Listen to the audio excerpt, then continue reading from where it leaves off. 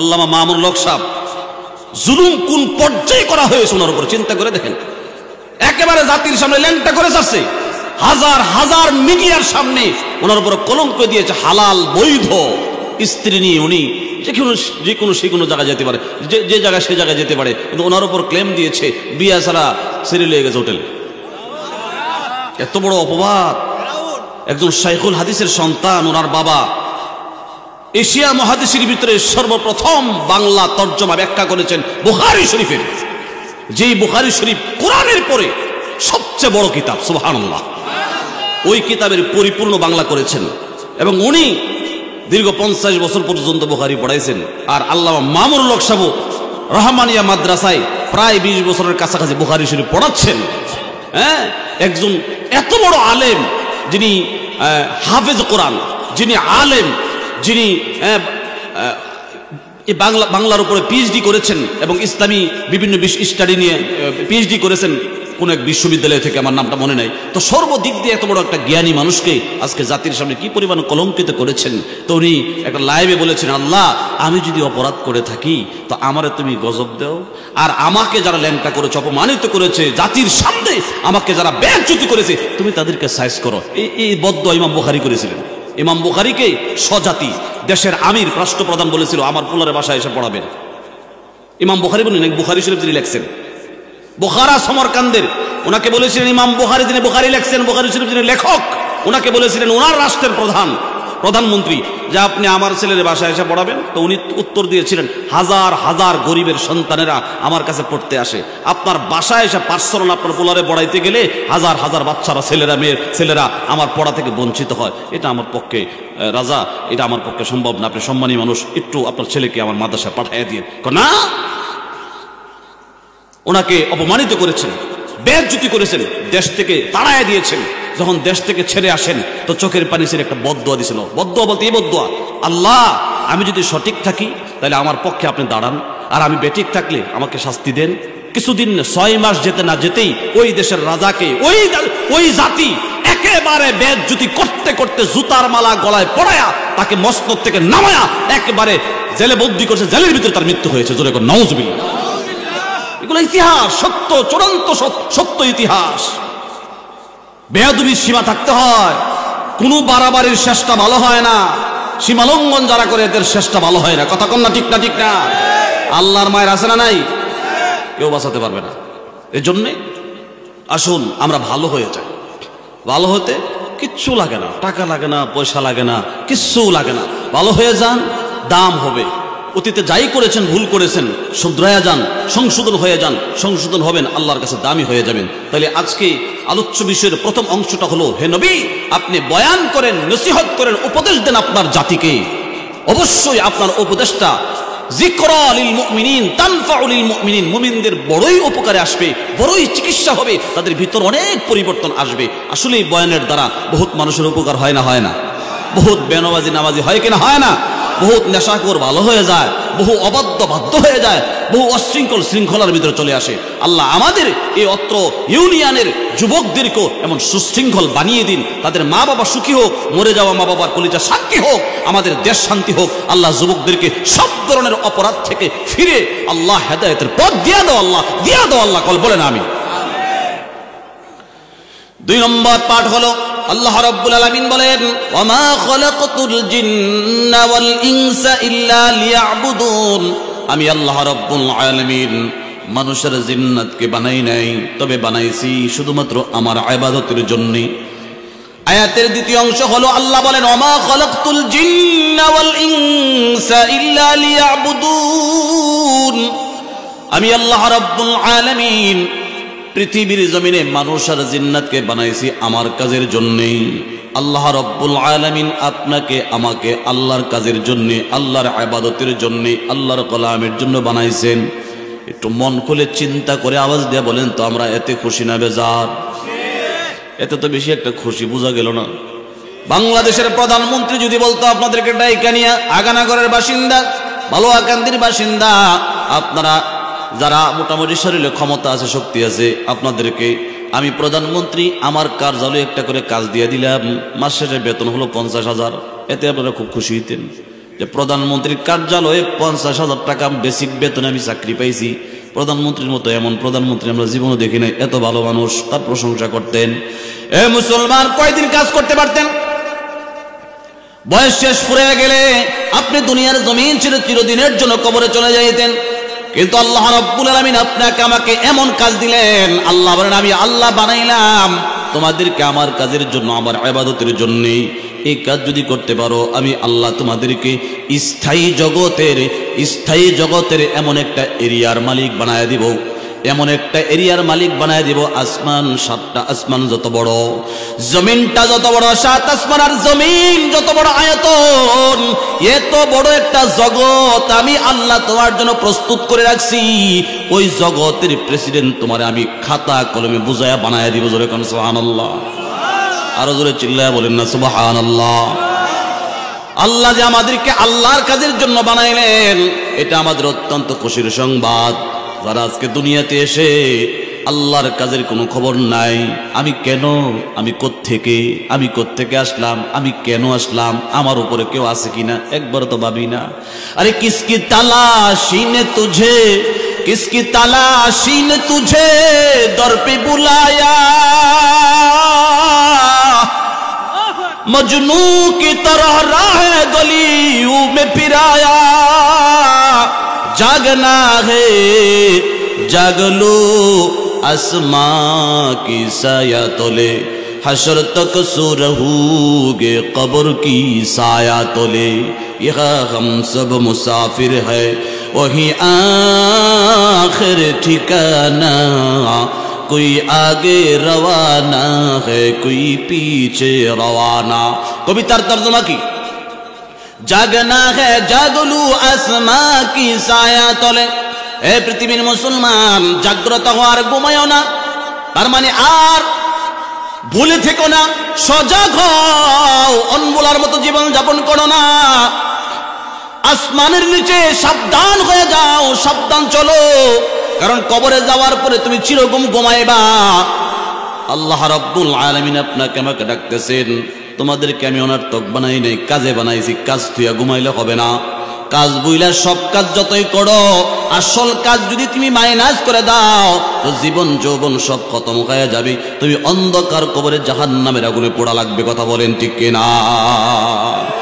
أفحسبتم أنما خلقناكم عبثا وأنكم إلينا لا ترجعون।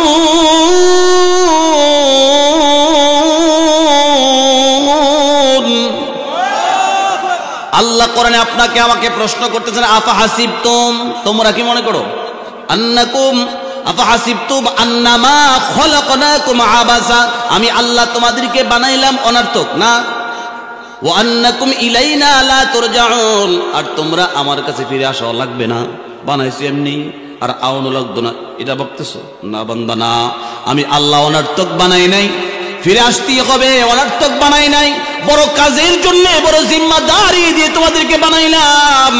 আবার আমি আল্লাহর দরবারে তোমাদেরকে অবশ্যই ফিরে আসা লাগবে। কথা কোন ফিরে যাওয়া লাগে না? লাগে না? বাবাই কই গেছে, দাদাই কই গেল, বড় বাবাই কই গেল, বংশের আরো শত শত মুরব্বীরা কই চলে গেল। এই যে গত বছর হেলালউদ্দিন হেলাল খন্দকারের বড় ভাই বিল্লাল খন্দকার সাহেব, আপনারা সকলে চিনেন, সুস্থ মানুষ, মিটিংয়ে গেলেন, মিছিল করলেন, অংশগ্রহণ করলেন, তাজা মানুষটা ওই দিন যে চলে যাওয়া লাগবে কল্পনা তো করে নাই। আর ওই দিন যেভাবে চলে যাবেন কল্পনা তো করে নাই। এক সপ্তাহ আগে মাত্র আমার ডাইকা নিয়ে আমার সাথে অনেক কোন গল্প করেছেন,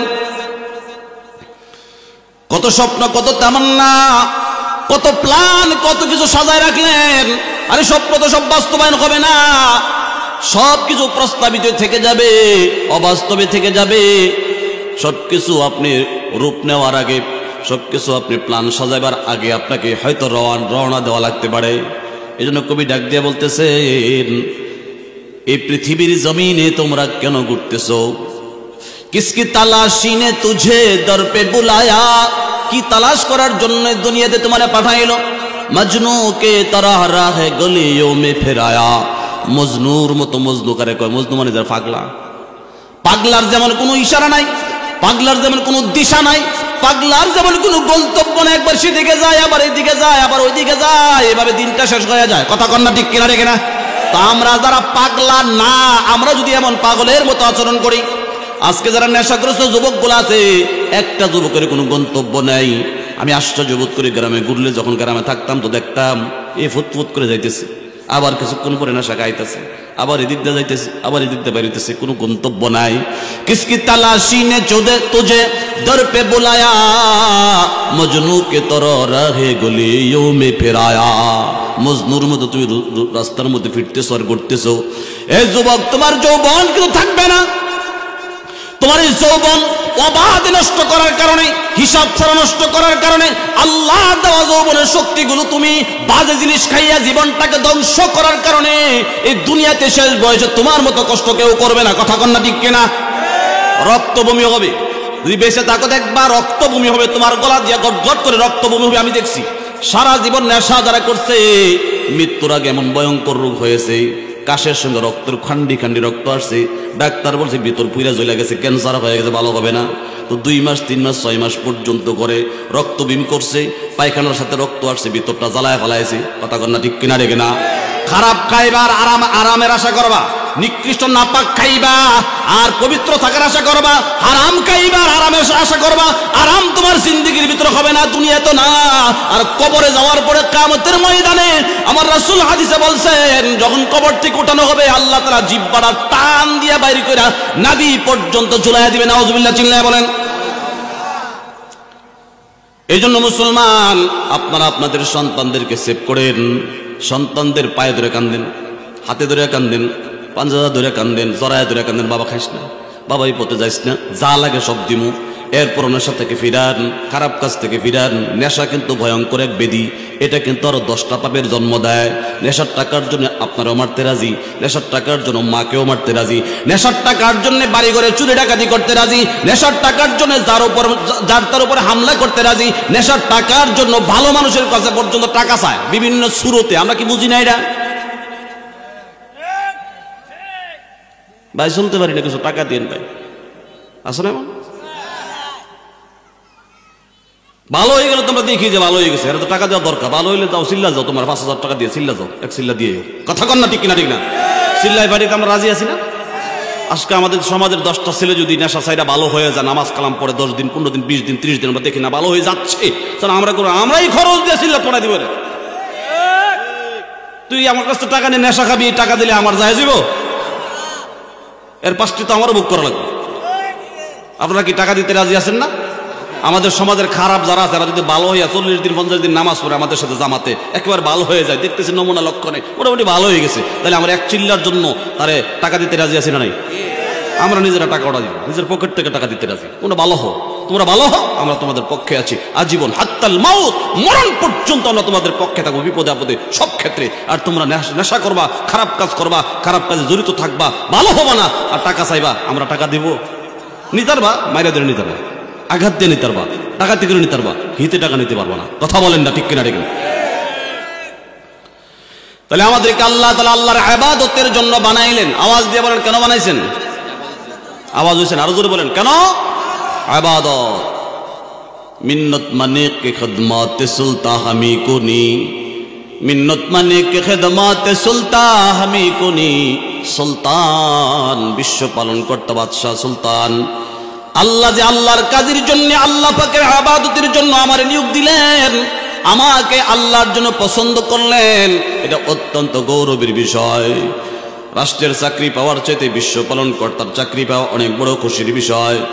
আয়াতের দ্বিতীয় অংশে আল্লাহ তাআলা বলেন, মা উরিদু মিনকুম মা উরিদু মিনহুম মির রিজকি ওয়া মা উরিদু আইয়ুতঈমুন ইন্নাল্লাহা হুয়ার রাজ্জাকু যুল কুওয়াতিল মাতিন। বান্দাকে দেখেন কত সুন্দর কথা আল্লাহ বলতেছেন, মা উরিদু মিনহুম মির রিজকিন, আমি আল্লাহ তো তোমাদেরকে আমার কাজ করে, আমার কামাই করে রিজিক দেওয়ার জন্য কই নাই। বাবা তো কয় কামাই করে আমার কিছু দে, তুই কিছু খা, কিন্তু আল্লাহ এটা কয়নি। আমি আল্লাহ আমার বান্দাদের কাছে রিজিক চাই না, আমি আল্লাহ এটাও চাই না যে তারা আমার খাওয়া ভালো, তারা আমার খাওয়াইতে হয় না, বরং আমি আল্লাহ তাদেরকে খাওয়ায়। ইন্নাল্লাহু হুয়ার রাজ্জাক, নিশ্চয়ই আল্লাহ তাআলা সর্বোচ্চ রিজিক দাতা। বলেন তো তামাম পৃথিবীর সমস্ত প্রাণীদের রিজিক দাতা কে? আজকে কামায়ের উসিলা দিয়ে আপনি নামাজ ছেড়ে দেন, যে এমন মালিকের কাজ করি নামাজের টাইম দেয় না, তো মালিকের কাজই করলাম না, তা বাদ। বেনমাজি মালিকের কাজ করবো, নিজে নামাজ পড়বে না, আমারও কাজে রাখবে না, নামাজ পড়লে বাধা দিবে, এমন মালিকের কাজ কথা কর না, দরকার আছে এমন মালিকের কাজ? হাজার হাজার এমন মালিক এখনো পৃথিবীতে বেঁচে আছে, মরে যায় নাই, যারা আপনাকে নামাজের টাইমে টাইম দিবে। এটা অজুহাত দিয়ে বাঁচতে পারবেন না। আল্লাহ রিজিক দাতা, আল্লাহ আপনাকে রিজিক দেন। কোরআন স্পষ্ট আয়াতে বলেন, আমি আল্লাহ তোমাদের কাছে রিজিক চাই না, বরং আমি আল্লাহ তোমাদেরকে রিজিক দে, আমার নাম হলো রাজ্জাক। হাদিসের ভিতরে আসছে, মা মিন মুমিনিন ইল্লা ওয়ালাহু বাবান, প্রত্যেকটা মুমিন, এমন কোন মুমিন নাই যার জন্য দুইটা দরজা নাই। একটা দরজা হলো বাবুন ইয়াসআদু মিনহু, বাবুন ইয়াসআদু মিনহু আমালুহু, একটা দরজা প্রত্যেকটা মুমিনের জন্য আল্লাহ বানাইছেন। দুনিয়াতে যত কাজ করবে এই দরজা দিয়ে আসমানের দিকে আমলগুলো উঠানো হবে। সুবহানাল্লাহ বলেন। প্রত্যেকটা মুমিনের জন্য দুইটা দরজা, একটা দরজা দিয়ে বান্দার দুনিয়ার জমিন থেকে যত আমল করবে আমলগুলো আসমানে উঠানো হয়। ওয়া বাবুন ইয়ানজিলু মিনহু রিজকুহু, দ্বিতীয় একটা দরজা প্রত্যেকটা মুমিনের জন্য আল্লাহ বানাইলেন। আসমান থেকে আসমানের মালিক সময় মতো রীতিমতো যেমন প্রয়োজন তেমন বান্দার জন্য যা বরাদ্দ আছে সময় সময় আসমান থেকে ওই দরজা দিয়া দুনিয়াতে তার রিজিক বাজেট চলে আসে। সুবহানাল্লাহ। রিজিকের গোডাউন কই? হ্যাঁ, আওয়াজ দিয়ে বলেন, রিজিকের গোডাউন কই? জমিনে না তো, আমরা দেখি ক্ষেত দান হয়, বরাদ্দ সেখানে হয়, এরপরে ক্ষেত হয়, সেখানে বরাদ্দ নাই, স্যাংশন নাই, সুসু ধরে বাতাস লাগছে, হইরে গেছে, জ্বলে গেছে, খেয়ে গেছে, একটা গজ হয়ে গেছে, এবার সব সিডা। কথা বলেন ঠিক কিনা? ঠিক না? আমার কথা না আল্লাহর কথা। স্পষ্ট কোরআনে আল্লাহ তাআলা স্পষ্ট কথা বলছেন, ওয়া ফিস সামাই রিজকুকুম ওয়া মা তুআদুন।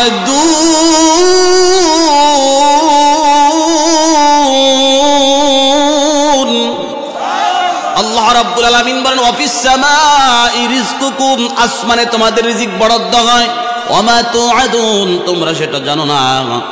আসমানে আল্লাহ তাআলা রিজিক বরাদ্দ করেন, এটা তোমরা জানো না। তাহলে আমাদের রিজিকের বরাদ্দ আসমানে হয়, যা আমাদের খবর নাই। আমরা মনে করি রিজিক তো আমার ওই ম্যানেজারের ভিতরে, রিজিক তো আমার জমিনে, রিজিক তো আমার গায়ের উলানে, রিজিক তো আমার ব্যবসা বাণিজ্য না। মুসলমান, রিজিক বরাদ্দ হয় আসমানের মালিক, আসমানে বরাদ্দ রাখেন। ওই আসমান থেকে বান্দার যেমন প্রয়োজন তেমন আল্লাহ তাআলা দুনিয়াতে পাঠান। এটা তার কর্মের মাধ্যমে নিয়ে আসে, এটা তার ক্ষেতের মাধ্যমে আল্লাহ তার ঘরে পৌঁছায়। কারণ হাজারো এমন কর্মচারী আছে যারা অনেক টাকা কামাই করে কিন্তু খেতে পারে না, টাকা নিয়ে বাড়িতে ঢুকতে পারে না, অথবা টাকা ব্যাংক ব্যালেন্সে থাকলেও তার ভিতরে ঢুকাইতে পারে না, কারণ এমন মারাত্মক রোগ আল্লাহ দিয়ে রাখেন। ডাক্তার কয় যাও খাও, ভালো মন্দ খাওয়ার তোমার সুযোগ নাই। মুরগি খেতে পারে না, গরু খেতে পারে না, রান্না করা তরকারি খেতে পারে না, এমন আলসার আর ক্যান্সার হয়ে আছে। কথা বলেন আছে না নাই? এই জন্য রিজিক তো তোমার জন্য আসমানে বরাদ্দ হয়। আল্লাহ তাআলা সময় মতো সে বরাদ্দ থেকে জমিনে নাজিল করে বান্দার জন্য আল্লাহ তাআলা যা বরাদ্দ করছেন বান্দা তা বুক করতে পারবে, আর বাইরে বুক করার কোনো সুযোগ নাই। হাদিসে রাসূল বলেন, ও বাবুন ইয়ানজিলু মিনহু রিজকুহু, তার জন্য আসমান থেকে আল্লাহ তাআলা রিজিক বরাদ্দ হয়। ফাইজা মাতা, বান্দারা যখন মরে যায়, আমরা মরি কিনা মরি না? আমরা মরছি না, আমাদের লোকজন মরে না? মরে না? আমরা মরে লেগে ওয়াজ করব কই? ভাইরা আমার, বন্ধুরা আমার, আল্লাহ রাসূল বলেন, ফাইজা মাতা, বান্দা যখন দুনিয়ার জমিন থেকে মৃত্যুবরণ করে, বাকায়া আলাইহি, তার জন্য দুইটা আসমানের দরওয়াজা কান্না করা শুরু করে। আল্লাহু আকবার বলেন। কয়টা দরজা কান্দে? আহা, দেখেন তো এই কথাটা কি আল্লাহ কোরআনে বলছেন। পৃথিবীতে বহু মানুষ এমন আছে এই ইউনিয়নে বসবাস করেছে, এ আমাদের আশপাশ বাজারে বাজারঘাট করেছে, রাস্তাঘাটগুলো ব্যবহার করেছে, অক্সিজেন ব্যবহার করেছে গাছের। কোনো মানুষ যখন মারা যায় তো রাস্তাঘাট, ব্রিজ, কালভার্ট, যত প্রাণহীন বস্তু আছে, সমস্ত প্রাণহীন বস্তু, গরু, ছাগল, ভেড়া, বকরি লালন পালন করছে, এরা তার জন্য কান্না শুরু করে দেয়। সুবহানাল্লাহর আওয়াজ অনেক হয়েছে। আপনারা কাইলে এসে আসছেন নাকি সন্ধ্যার পর? আরো তো বহুত সুবহানাল্লাহ কই দিব, বক্তারও আছেন ৩-৪ জন। তাহলে আল্লাহ রাসূল বলেন, হ্যাঁ হুজুর রাস্তায় আছে। আমাদের আজকের আলহামদুলিল্লাহ প্রধান বক্তা আমাদের সকলের সুপরিচিত মুখ হযরত মাওলানা শেখ আলী হাসান ওসামা, তিনি চলে আসছেন, রাস্তার কাছাকাছি আছেন, সকলে বলে আলহামদুলিল্লাহ। তাহলে ভাইরা আমার, বন্ধুরা আমার, বলতেছিলাম ফাইদা মাতা বাকা বাকায়া আলাইহিস সামা, এই আল্লাহর খাস বান্দা যারা আল্লাহ পাকের ইবাদত করে, যে মুমিন সময় মতো রীতিমতো আল্লাহর পাওনা আদায় করে, জমিনের ভিতরে আল্লাহ পাকের গোলামি দাসত্ব যথা টাইমে করে, আল্লাহর সঙ্গে যার কানেকশন আছে, এমন বান্দা যখন মারা যায়, যে দুইটা দরজা, একটা দিয়ে আমল যায় আর একটা দিয়ে আসমান থেকে তার জন্য রিজিক বরাদ্দ হয়, দুইটা দরজা কান্না শুরু করে দেয়, কান্না শুরু করে দেয়, তার জন্য কান্না করে।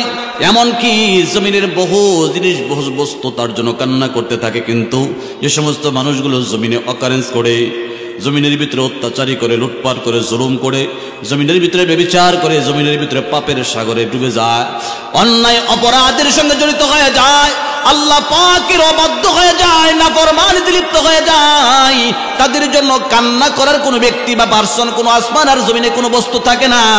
আল্লাহ রাব্বুল আলামিন কোরআনুল কারীমে এই কথাটা আয়াতের মাধ্যমে বলেন, ফামা বাকাত আলাইহিমুস সামাউ ওয়াল আরদ ওয়া মা কানু মুনজারিন।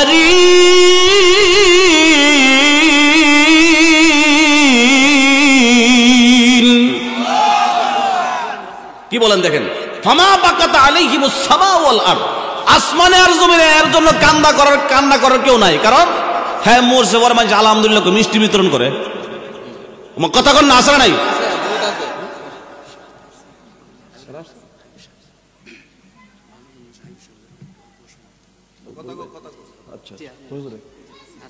আসছেন, মাশাআল্লাহ মাশাআল্লাহ। তাইলে আসমান আর জমিনে কান্না করার লোক থাকে না। কারণ কি? কারণ সে এমন অন্যায় অপরাধ আর জুলুম অত্যাচার জমিনে প্রতিষ্ঠা করেছিল, বহুত মানুষকে জুলুম করেছে, বহুত মানুষের সংসারে আগুন লাগিয়েছে, বহু মানুষের কলিজাকে সে খান খান করে দিয়েছে। তো মারা যাওয়ার পরে কি কয়? আলহামদুলিল্লাহ, এই জালেম মরছে, ভালো হয়েছে। কথা কন না, ঠিক না? ঠিক না? মানুষ কানবি তো দূরের কথা, মিষ্টি বিতরণ করে, কানবি তো দূরের কথা, আলহামদুলিল্লাহ পড়ে। অথচ মানুষ মরার পরে দোয়া কি করতে হয়? আরো জোরে বলেন ইন্না লিল্লাহ। এটা করার দরকার ছিল, আল্লাহ বেহেশত নসিব করুক, দোয়া করার কথা দরকার ছিল। দোয়া না কইরা মানুষ আর আলহামদুলিল্লাহ খুশি হয়। কারণ কি? তার এই বদ আমলের কারণে, খারাপ স্বভাবের কারণে, তার এই জুলুম অত্যাচারের কারণে মানুষ তার জন্য আনন্দ মিছিল করে খুশি হয়, শুকর আদায় করে আল্লাহর কাছে। তার মৃত্যুর জন্য, মৃত্যুর পরে কেউ তার জন্য কান্না করতে রাজি না। তাইলে এমন জীবনই তো গঠন করার দরকার যে আমি চলে গেলে আমার জন্য কান্না করার হাজার হাজার লোক থাকবে। এমন জীবন গঠন থেকে নিজেকে রক্ষা করতে হবে যে আমার মরার পরে দেশবাসী আমার জন্য শুকর আদায় করে আলহামদুলিল্লাহ মরছে, ভালো হয়েছে। তাহলে এমন লোক আমাদের সমাজে 2-4 জন আছে না, যারা মরার পরে মানুষ খুশি হয়। মরে না, যদি ফিরায় মারে, মরে না সহজে বাইরে মারে, মানুষ প্রতিষ্ঠিত হইয়া মানুষ সহ্য করতে না পারে পরে মানুষের ফিরা খায় মরে। কথা কন না, ঠিক না? ঠিক না? তাহলে আমরা কেমন খারাপ হইতাম চাই? ভালো হওয়ার দরকার আছে না? যে মানুষ যেন আমার বিরুদ্ধে আল্লাহর কাছে নালিশ না দেয়, মানুষ যেন আমি হঠাৎ করে গড়ে ফিরে মরল আমার বিরুদ্ধে বদদোয়া না দেয়, অভিশাপ না দেয়, এমন সুমানুষ আমাদের হওয়ার দরকার। আল্লাহ আমাদের সকলকে আজকের এই কথাগুলো বোঝার। আমার কথাকে রাগ করতেছেন আপনারা? ভালো হয়ে গেলে তো ভাই আল্লাহর কাছে দামি, মানুষের কাছে দামি। সুন্দর জীবন গঠন করেন। আল্লাহ রাব্বুল আলামিন আজকের এই কথাগুলো বোঝার, আমল করার তৌফিক দান করুন। ওয়া আখিরু দাওয়ানা আলহামদুলিল্লাহি রাব্বিল আলামিন। আসসালামু আলাইকুম ওয়া রাহমাতুল্লাহি ওয়া বারাকাতুহু।